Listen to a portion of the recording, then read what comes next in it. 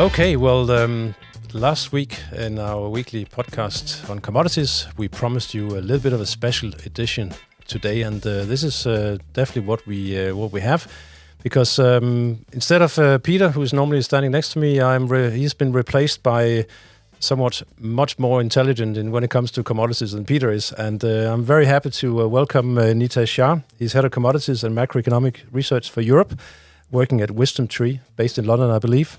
And before you ask the question, I'm sure you know what WisdomTree is, so I'll let you explain that. But what brings you to Copenhagen? And welcome, first of all. Thank you very much, Ole. Thanks for having me on your show. So I'm in Copenhagen today. We've been presenting to clients on our commodity outlook. It's great to be here back in Denmark after, for me, it's been quite some years, through COVID and all the other disruptions that we've had. And it's nice to see so much engagement and interest in commodity markets in what has traditionally been a market that's been a little bit more equity focused. So the fact that we're getting a lot more questions on commodities does indicate that commodities are becoming a bit more into the mainstream of investing today. Yeah, we most certainly have more than just power traders in Denmark, which obviously has taken a lot of headlines because we have a lot of these spread out the country. But WisdomTree, tell me, because I come across obviously the name almost on a daily basis, because it very much has to do with what I do in my daily work. But tell me a bit about WisdomTree and what you do there. Yeah, so WisdomTree, we're a global asset manager focused on exchange-traded products. We're headquartered in the US, and we have close to $60 billion of assets under management. But here in Europe, with about $25 billion of assets under management, most of our business is in commodity exchange-traded products.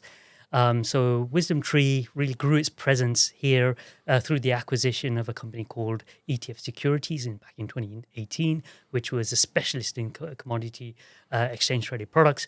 We do a lot more than commodities as well. We do have equity, fixed income, and digital assets as well. But still, in terms of assets under management, it's still quite heavily commodities. We were the first creator of the gold exchange-traded product, and we expanded from that into many other commodities. And today we have the widest range of commodity exchange-traded products in the world, and in terms of asset management, the largest in Europe. Yeah, and what we see as well, obviously, originally access to commodities was really only for the big institutional and big banks and trading houses, hedge funds, and so on. And what we have seen, obviously, in recent years, that this rollout of ETFs, we're seeing that among our client base as well, that it has become increasingly a popular way to gain access, but also to gain some across commodity exposure. So before we... And with that, I'm just asking, what is basically the pros and cons investing in an ETF or an ETC compared to investing in an underlying commodity-related company? Yeah, they're actually commodity equities and commodity futures, which usually underlie the exchange-traded products, operate really very, very differently. The equities tend to carry a large equity market beta.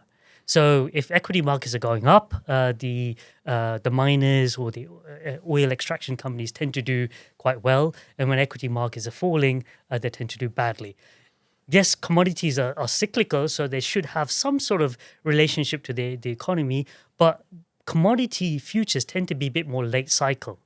And therefore, when you're investing in a commodity future or an ETP that's backed to the commodity future, you're usually in still a good environment even when you're late in the economic cycle. So having these cycles somewhat out of sync helps in the diversification effort of a portfolio, which is very important. When you're investing in the underlying commodity or the commodity future, you have less idiosyncratic risk, right? You have less risk to the individual corporate, the management of the company. Let's take BP for example. It's gone through lots of turmoil recently because of management, corporate governance, for example, right? And by investing in the underlying oil future, you're really much more grounded into the macro fundamentals that are driving oil rather than what's going on in the management. And as you say as well, the companies, you can buy a company in anticipation of what they'll do next year, But a commodities, that's a spot product. So that's really reflecting what's happening here and now. And so that's why also the late thing comes in, that the company may have run ahead of itself before the actual underlying starts to join that move. And you mentioned the example of futures versus companies. I mean, this week we just seen quite a dramatic example in copper, where we have a Canadian mining company with the bulk of its business in Panama, and they just ratified the contract recently. It's the biggest employer in Panama, but suddenly the government has stepped back and say they potentially want to throw them out because there's uprising in the country. And that obviously raised the risk on an individual company level, whereas because it's not because demand is suddenly collapsed in copper, probably the opposite, but that just highlights as well that the risk of individual company risks compared to ETFs. So I suppose that maybe also take us into one of the other questions that, but maybe not. But what should investors be most aware of when they invest in commodity ETFs? Great question. So commodity performance, which is when you've got an exchange traded product based on the futures price, you got various components of the return. You got the spot price return.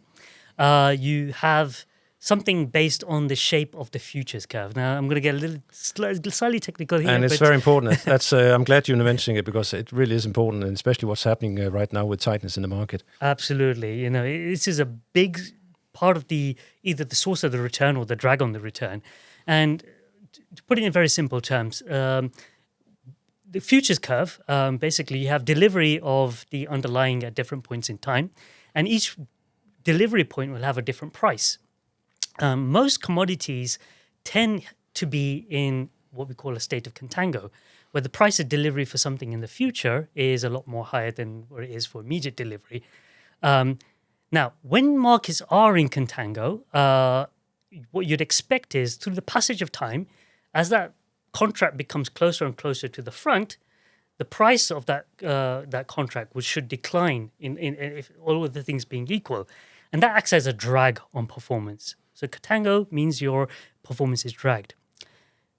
The reason why curves are in contango, because there's cost for storage, and there's this so-called convenience yield. Sometimes commodity markets can be in a state of backwardation, which is quite the opposite, where the spot price is a lot higher than the price for a delivery in the future.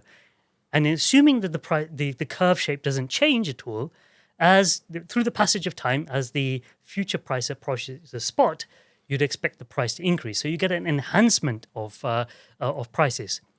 Now, why do you get markets in contango? It's usually a reflection of tightness in the market. Somebody is willing to pay more for something immediately than lock into a contract and wait for something to come down the line. That means that they're desperate to get hold of something, and that's why the price is a lot higher. We're seeing quite a large number of commodities in backwardation today, relative to a few years ago. So it's an indication that commodity markets in general are quite tight. But for a commodity investor, most importantly, that's a massive enhancement to their return. Indeed, I looked at in some of my presentations. I use just put up one of the ETFs that basically has basically total return ETFs, where everything is taken into account. And when you compare them with the price of the spot price performance, 5 years up until 2021, the performance was absolutely dismal. The spot price return was quite a bit higher than the actual realized return. And now when you look what happened the past couple of years, it's basically flipped around. So commodity investors, just a few years ago, they would basically have to bring money to the table every month to hold on to a position, because they were losing steadily, and that has reversed. And that's probably also one of the reasons why we are seeing an increased appetite. And if as we believe that tightness will continue to be relevant and quite predominant in the years to come, then that obviously will continue to add to an investor return. Just on before we move on from WisdomTree, how would you say that what separates you from other providers? Because obviously it's become a massive market with thousands and thousands of offerings. Maybe not so much in commodities, but across the board. So how would you see yourself fit into that whole ETF world? Yeah, so we've been the pioneers in this space. We created the first commodity exchange traded product, and we've built the most, broadest breadth of products. And in some of the cases, we had the largest, commodity offering especially in terms of oil and things, single commodities like copper. We offer the exchange-traded products in almost every flavor. So we have exposures to the front end of the curve. We have in basket forms optimized offerings. So where, as we talked about the contango and backwardation, we optimize on those features in terms of a basket. We also offer short and leveraged exposures for those who want to get that extra kicker. And obviously, the short exposure, it allows you to take a contrarian view. If you believe the price of a commodity is going to fall, you can execute using our products there. But innovation doesn't stop there. What we've tried to do is try to build baskets of commodities that are in line with what our future view of the world is.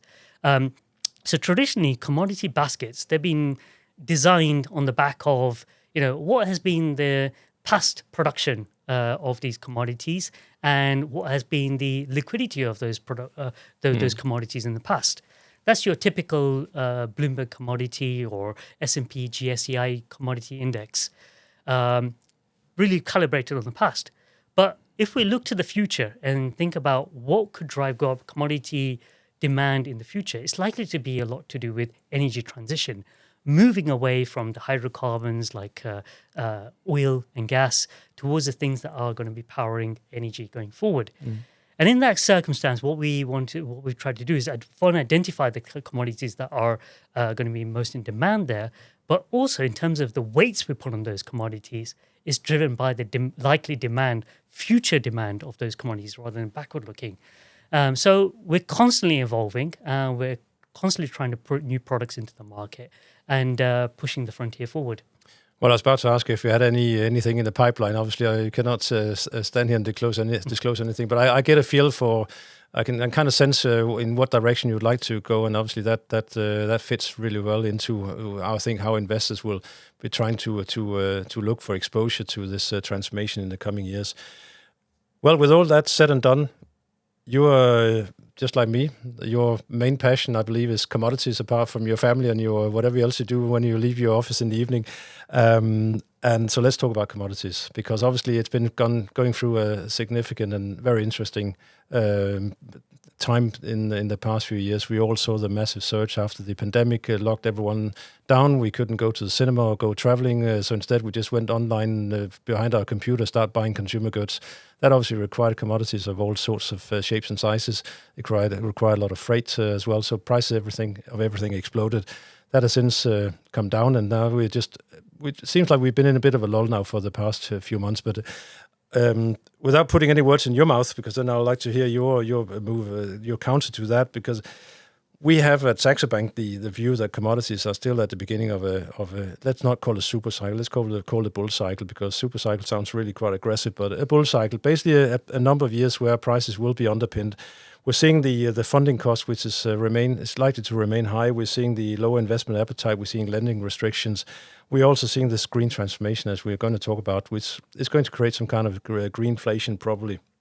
And then the whole fragmentation game, where we're seeing a world which is unfortunately not as much in harmony as it has been. So we're seeing a reshoring and friendshoring that potentially also driving up prices for individual commodities. So that's our view, but I don't know how much of that you share. I believe you probably some of it, if not most of it. But if you put your words on how you see the current economic climate, how you see that impacting commodities, and obviously how's the transition into something like yields and the dollar, which obviously is also which are key components as well when we try to work out the direction of some of the commodities.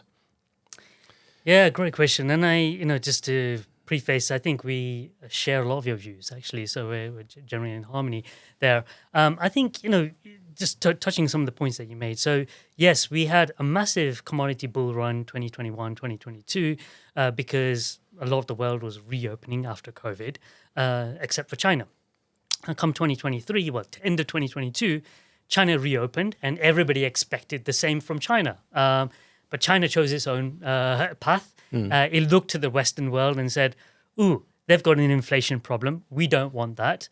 And so it opened up with a lot of restraint. So China has been a massively disappointing story for most of this year. But more recently, it has been stimulating. And in contrast to previous stimulation episodes, like, say, in the aftermath of the 2008 global financial crisis, where China went out with big bazookas in terms of stimulus. It's gone very piecemeal this time. So quite restrained, piecemeal, but almost every couple of days it's announcing something. And when you aggregate everything that China's been doing, it's quite meaningful. And you're starting to see the economic data from China improve. And we believe that should be supportive for commodities from a cyclical standpoint.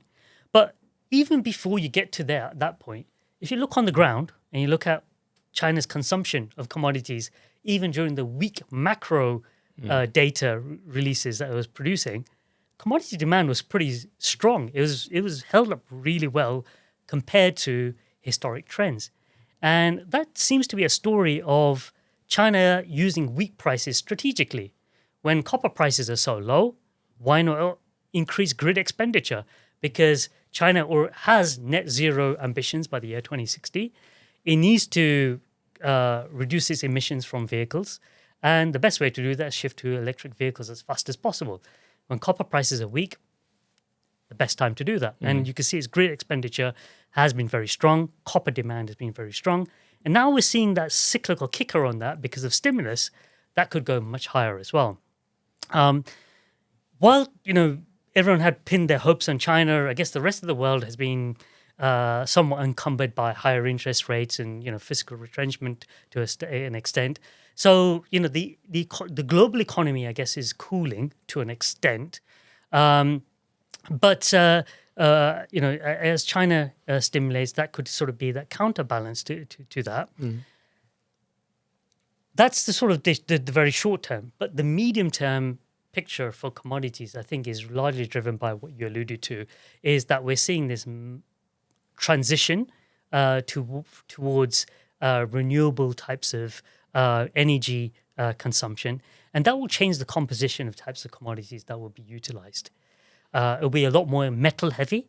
And, while you may refrain from using the word super cycle, I think super cycle could be apt for a select number of commodities. Past super cycles in commodities were largely driven by mass industrialization and urbanization. We saw in, the industrialization of Europe, industrialization of the US, which happened a lot later, and then the industrialization and urbanization of China in the late 90s and 2000s. They were driven by individual geographies. When we look at energy transition, that's a global phenomenon. So every country around the world, at different speeds, are following the same strategy. That will be a massive boon for a lot of commodities that are in short supply. Yeah, so basically the story that we may have some economic weakness in the short to medium term, but we may also have the supply side being equally challenged by some of the reasons why we're having economic weakness in terms of funding costs and so on, that's likely to remain high for the time being. Let's take a look at some of the individual, because obviously it's a massive ocean of commodities, and we haven't got hours. So I think we'll just stick to a few of our clients' favorites, and obviously first and foremost gold, which everyone either love or hate. Some has loved it less in recent years because of Bitcoin, but I'll still say these two are two extremely separate things, because when something moves 70% in the opposite direction of going up, then it's not really a store of wealth, and it's a speculative product, which obviously can easily go up further. But let's stick with gold. We're seeing it right now as, and what I find fascinating, what we've seen this past month, is this extreme dislocation between what normally drives gold. Real yields has been, if anything, going higher. The dollar has stayed firm, and gold has suddenly jumped $200. I think we can all agree that, yes, Middle East conflict triggers probably got the ball rolling. Speculators wrong-footed with short positions helped to drive it. But there must be other things going on as well. Have you got any idea or views about, are there other things right now from an investment perspective you should watch in the gold market to understand why we're seeing this extreme outperformance just right now? Great question. And maybe if I can refer to a model that I created for gold. So I created this model back in 2015, and the motivation there was people talk about all sorts of things that should be moving gold price at any time. People talk about the monsoon in India should be good for gold prices because, if you get a good monsoon, farmers are more wealthy, they spend more money in gold, etc., etc. So what my motivation there was take as many data series that should be moving gold prices according to the common narrative, put them into a model in a multivariate fashion, and then it will control for what is the most important things. And what the exercise does, it tells you it's just generally four things that move gold prices. They move 65% of gold price movements can be explained by four things. The first thing is inflation. So as inflation rises, that's good for gold. The dollar exchange rate. So if you look at the dollar basket and looking at gold in dollar terms, if you see dollar appreciation, that's bad for gold prices. Then bond yields, as you've alluded to, as bond yields rise, as in bond prices fall, that's bad for gold prices. And that makes sense, right? Bonds and gold are competing anti-fragile types of assets, and their prices should move in the same direction. And the last thing is sentiment towards gold. And we measure that using positioning in gold futures. So if I take that model and I look at the past movement of all of these variables, dollar, treasury yields, and inflation and sentiment, actually, at the end of September, the actual gold price movement and the what comes out of the model were absolutely neck and neck. Mm-hmm. It was completely explained. Yep. But come mid-October, they moved apart. Now, what happened? Clearly, we had a war that started at the beginning of October, and therefore, some of the departure between actual gold prices and what comes out of the model could be explained by that geopolitical premium, that there was investor demand for gold that wasn't apparent. Now, I should stress, in my model, I'm looking at investor sentiment towards gold using speculative positioning in the gold futures markets. Yeah, because I was about to ask, because we've seen a massive drain of ETFs now for past few years, but that's probably to do with asset managers basically sitting there on the fence, saying the cost of holding gold position right now is 6% on an annual basis. We're still not at peak rates, so we have time. The price has not really moved too far away from our comfort zone, so we're sitting on the fence. We want to get involved, but we haven't got the signal yet. That's maybe That's precisely it. The institutional market has been absent from the gold market. We've seen ETF flows going, in negative for the best part of the year, and speculative positioning in gold futures has been extremely weak. So at the beginning of October, despite the fact that we had this geopolitical crisis, spec positioning in gold was really weak.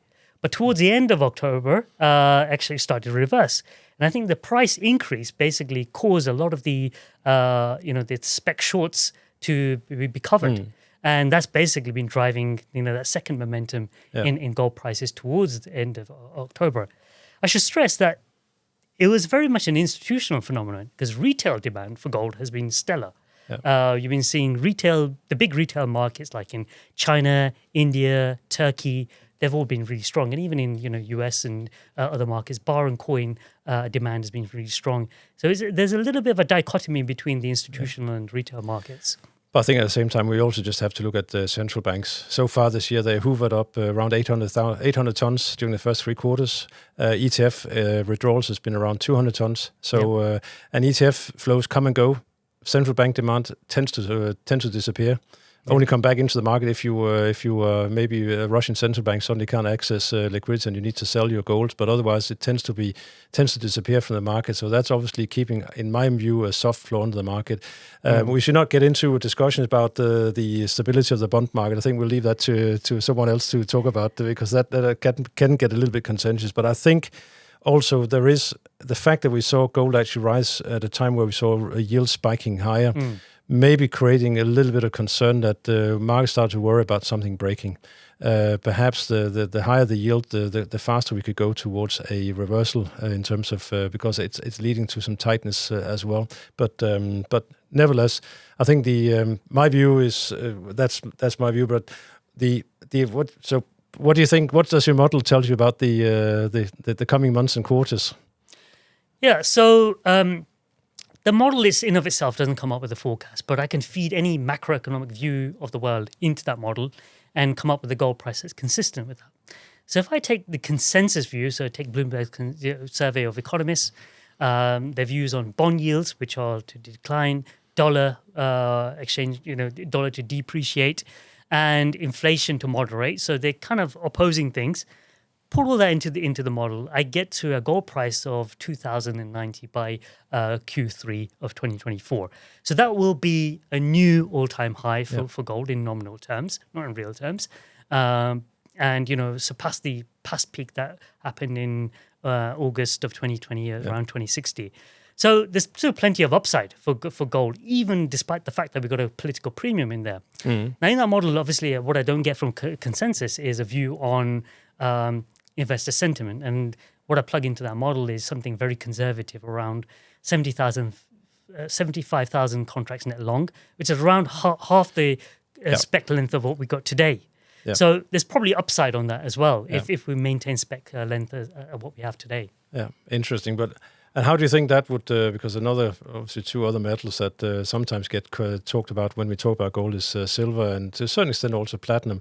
I noticed obviously that during this rally, they've both been left a little bit by the wayside, has been struggling to keep up with gold. And that does, to a certain extent, indicate that this is also, I think, two things. First of all, that the central banks are buying gold. They're not buying silver or platinum. So that's obviously providing some support. But at the same time, some of it has also been some geopolitical activity going on. But how do you see silver and platinum from a semi-industrious basis in the coming years as well? Will they keep up with gold, or will they outperform, or how do you see that? Or have you got a view on that? Yeah, I mean, you're right. Your observation is bang on that silver has underperformed gold. If you do a good gold-silver ratio, it's very elevated. And silver, at least 50% of its demand is in industrial applications. So it's a lot more industrial than gold. And so silver's been following the path of industrial metals, which have generally been weak because people have been worried about the economy rolling over more than anything else. And gold has had some more support about those same fears. Now, if you look at underground demand, demand for silver is humongous because there's a massive shift towards electrification right now. So every car has so many more units of silver utilized because cars are a lot more electronic. Even if you're not talking about an electric vehicle, a regular internal combustion engine vehicle has so many more electronic components. The demand for photovoltaics, so solar panels, is going through the roof at the moment. Excuse the pun. And that's drawing a lot more silver demand. And the supply of silver is highly dependent on the mining for other metals. And mining for other metals has generally been falling. So 75% of silver supply comes as a byproduct of mining for nickel, for copper, for all these other metals. Only 25% is mined directly. With constraint on the supply of the other metals, silver's in short supply. So the fundamentals stack up really strongly for silver. But at the moment, the prices are just trading on macro trends. At some point, that's got to give. Yeah, well, that's. Again, I kind of share those views, and I think it's quite often when you see a strong rally in gold, then sometimes it takes a little while, and then suddenly you see this come as a boomerang because suddenly you look for relative value and say, okay, gold may be a little bit expensive in the short term, whereas the others has fallen a bit by the wayside. So we'll watch that. Maybe on platinum, you asked on platinum as well. That's another important precious metal. But if you look at its demand use, it's largely in cars. And, car sales haven't been that strong in the past year. But at the same time, the world is shifting away from internal combustion engine vehicles where the platinum is used towards electric vehicles. And, the long-term trajectory doesn't look that strong either. So I think that's one of the big things that's holding platinum back. Palladium is done even worse. So palladium its only use is in cars, really. Yeah. And the long-term picture there is weaker, especially for passenger cars, which is heavily gasoline-focused, which uses more palladium units. Platinum may have more longevity than palladium because commercial vehicles, so trucks, have much more diesel usage and therefore will use more platinum units. So probably that will see a lot more life. And also, platinum is important for the new energy solutions as well, including the hydrogen economy. Yeah. So for the PEM membranes that you use in hydrogen fuel cell cars, platinum is used there. But more importantly, it's used as an electrolyzer in platinum electrolyzers. So to hydrogen electrolyzers to make green hydrogen. Yeah. So platinum will probably see a longer life, and you've seen palladium prices collapse around 45%, and their prices are now converging. Yeah. So that's a really interesting observation. Yeah. And from an investment perspective, I think what could attract some investors eventually is obviously the fact that it's trading at a near record discount to gold. So I think that's from a relative basis, that's how I try to keep track of it. Nitesh, time is flying. We got many more things we want to discuss, but I think we definitely just need to touch base on oil before we move on to. I like to talk about the green arm race because I think there's some fascinating stuff going on there. But the energy markets. Obviously, I tend to say right now, the only thing I think we can say for certain is that there's probably a flaw in the market. Saudi Arabia has given up a lot of growth, that they've given up a lot of revenues in order to defend a line in the sand, excuse the pun. That seems to be somewhere in the $75, $85 to $80 bracket in if you look at Brent. And then obviously we've got the whole geopolitical risks on top. What's your observations on crude oil? And my observation is just simply that when you look at energy investment from an ETF perspective, I see tightness in the years to come. That basically means that Brent can stay at 90 for the next 5 years, but you'll still make money on an ETF because the tightness will basically mean that you're rolling into a profit on a monthly basis. But let me hear your take on it. Yeah, I largely share the same opinion. So there's a floor being put in because Saudi Arabia doesn't want oil prices to fall too low. The reason is it looks at its own what you call fiscal break-even, right? What is the price of oil it needs for its government revenues to match its expenditures? And that's going to be around the $90 region. And it's fighting tooth and nail to keep it there. It's given up a lot of production in recent years just to be able to maintain that.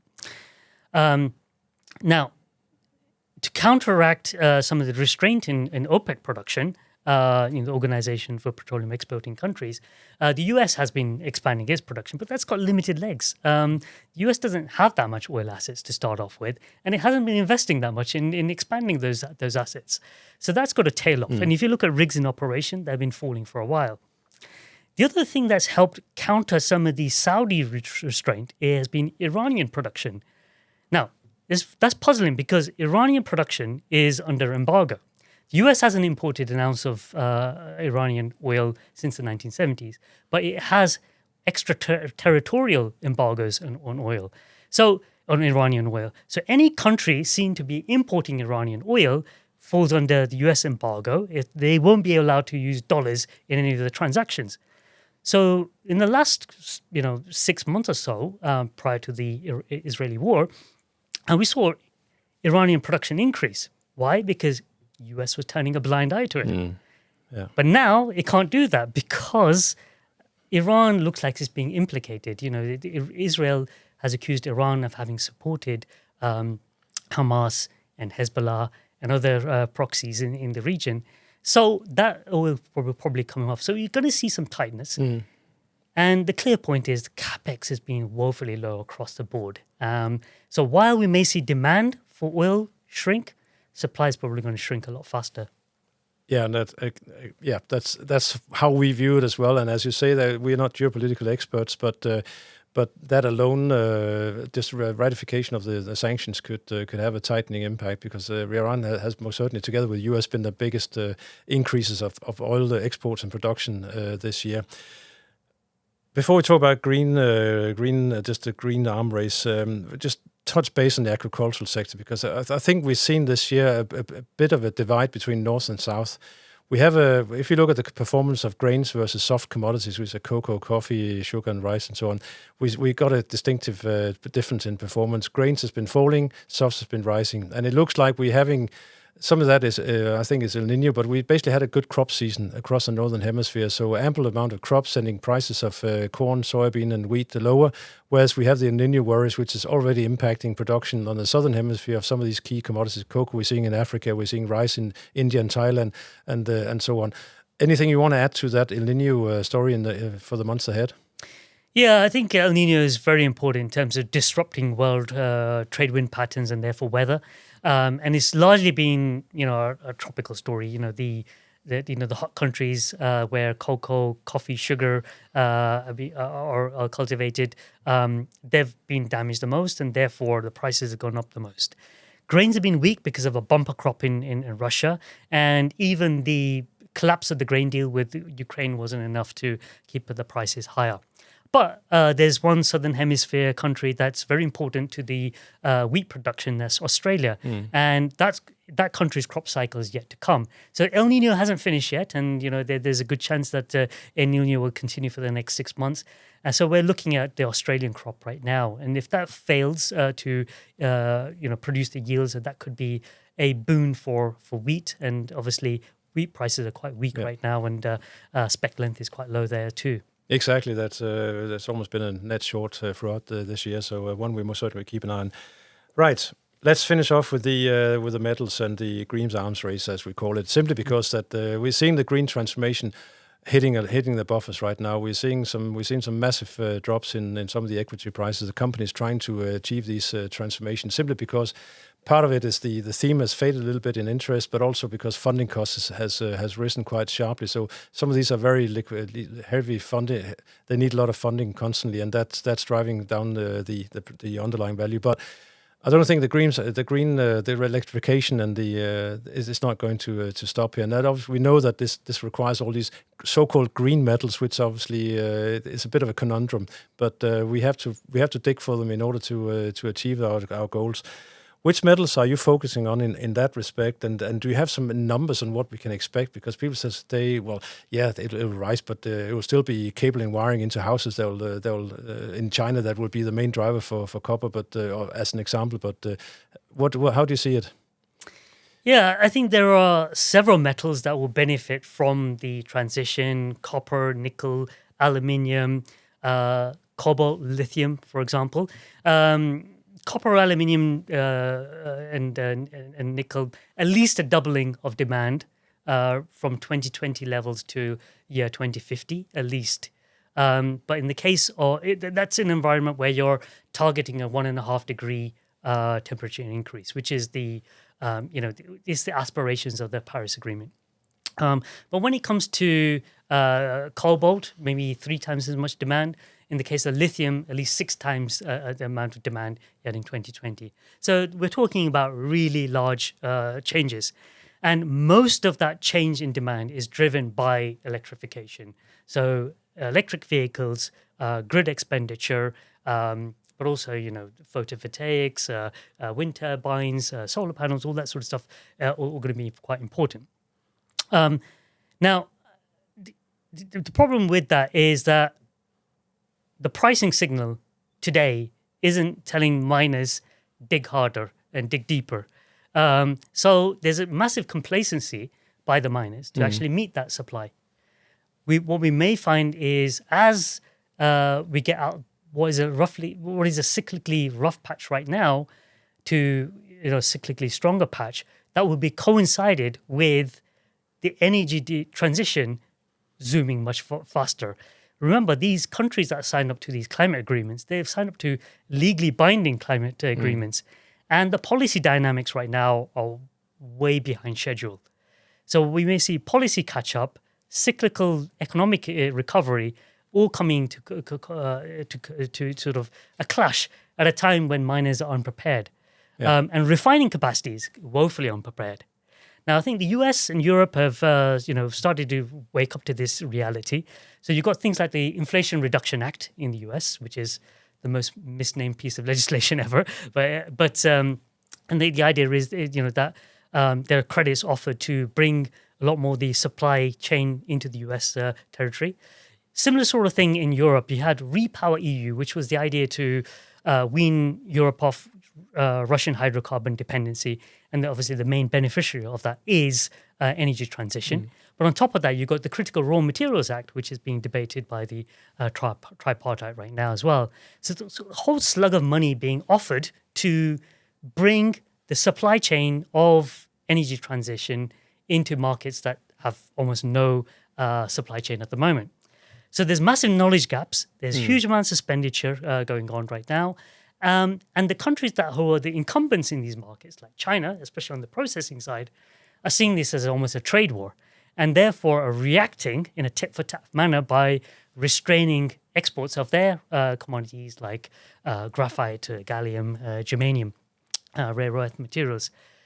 That's coming to a clash, and I think that would drive commodity prices significantly higher in the future. And the best way to hedge against this new macro risk, once again, is to be invested in the underlying commodities. Because it's going to be really hard to find which corporates are going to be on the winning side or the losing side, even the countries that are going to be on the winning or losing side of this battle. Well, in that regard, you mentioned also some of the geographical concentration of production and processing, and yeah, absolutely challenge that we're facing. I saw in your presentation that you're currently using, that you were just highlighting 2 ETFs, which relates to this. One called WisdomTree Energy Transition Metals and Battery Metals.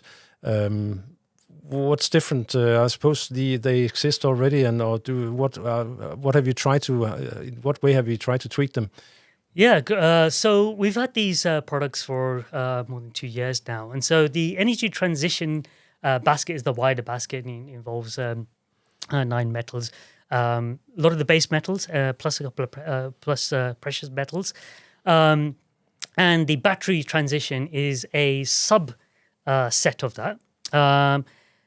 We also have equity solutions which play on the same theme, but can go deeper into the value chain. Because the problem with when you're investing just in the metal futures is, one, all the metals that are relevant to the transition, they may not actually have futures markets that have, and even if they have a future, they may not have significant depth.